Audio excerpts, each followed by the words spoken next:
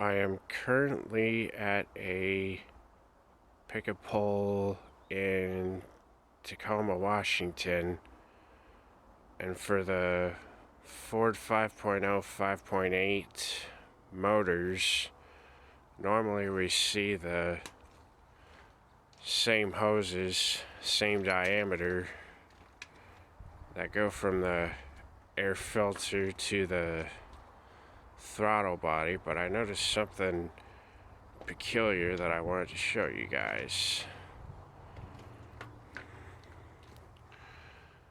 You see how there are springs on the inside of those hoses?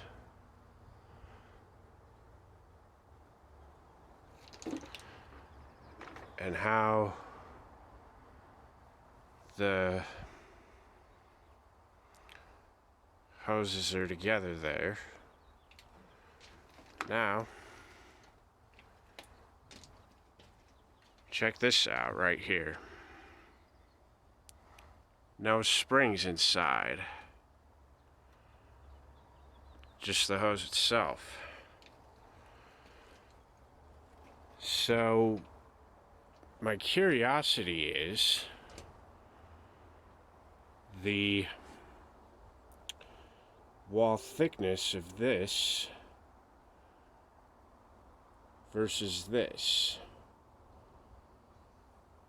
I don't have a vernier caliper similar measurement device to exactly quantify if the hose thicknesses are variant, but I just wanted to bring that to your attention in case you might need to weigh the comparison of what you might want to use on your throttle body and see if maybe this might help you in your decision. And